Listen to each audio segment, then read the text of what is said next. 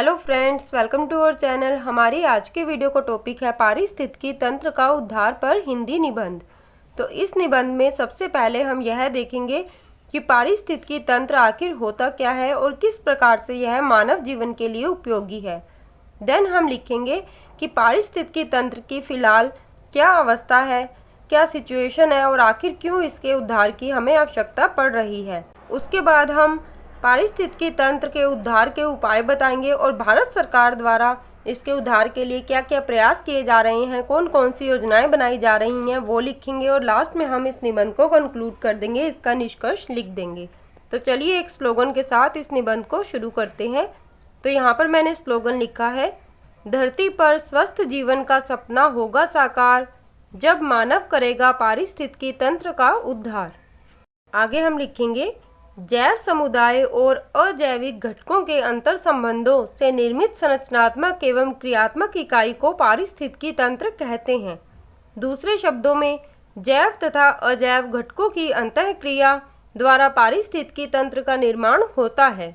वास्तव में सभी जीव जीवन के लिए आपस में तथा अपने पर्यावरण से जुड़े रहते हैं और मिलकर पारिस्थितिकी तंत्र का निर्माण करते हैं।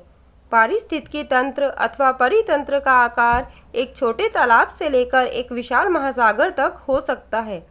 पारिस्थितिकी तंत्र के जैव घटकों के अंतर्गत उत्पादक, उपभोक्ता तथा अपघटकों को शामिल किया जाता है।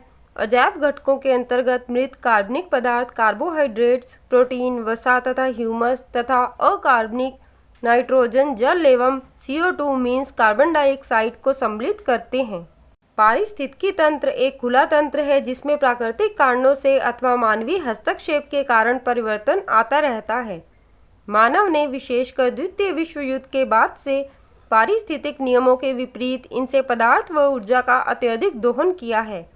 परिणामतः मनुष्य की आयु, कार्य क्षमता और खाद्य उपलब्धता में तो वृद्धि हो गई, किंतु अन्य जीवों पर इसका प्रतिकूल प्रभाव पड़ा और विश्व के अनेक भागों में पारिस्थितिक असंतुलन की समस्या उत्पन्न हो गई है।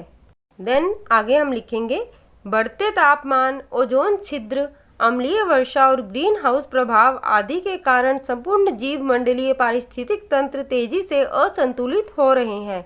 अनेक जीवों का विनाश हो चुका है और अनेक विनाश के कगार पर खड़े हैं।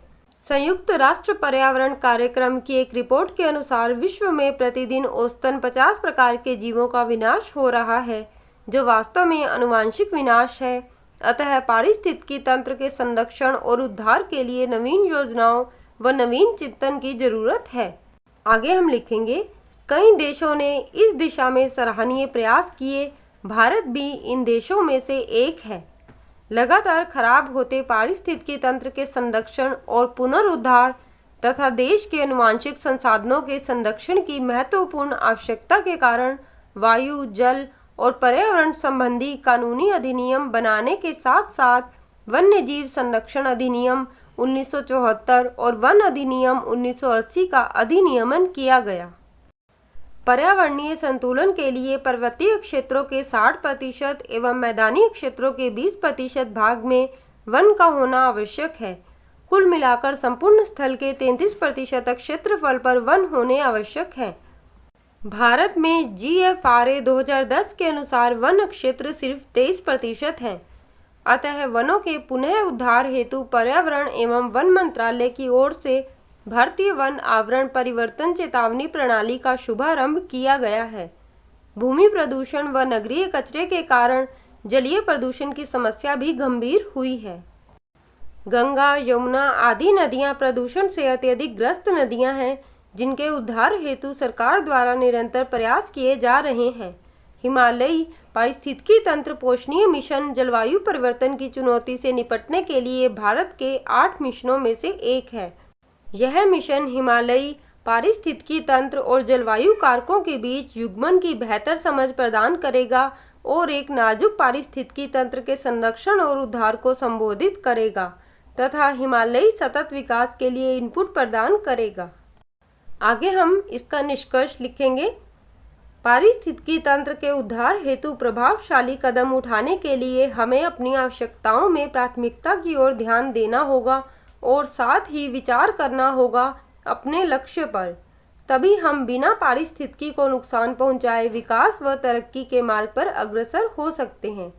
और लास्ट में इसी पैराग्राफ से रिलेटेड हमने यहाँ पर स्लोगन लिखा है, पारिस्थितिकी के उद्धार से जीव जंतुओं का होगा विकास, आपदाएं होंगी कोसों दूर, स्वस्थ वातावरण होगा पास। तो फ्रेंड्स, इस तरह से आप ये वाला निबंध लिख सकते हैं। वीडियो हेल्पफुल लगे तो वीडियो को लाइक करके हमारे चैनल को सब्सक्राइब जरूर करें। धन्यवाद।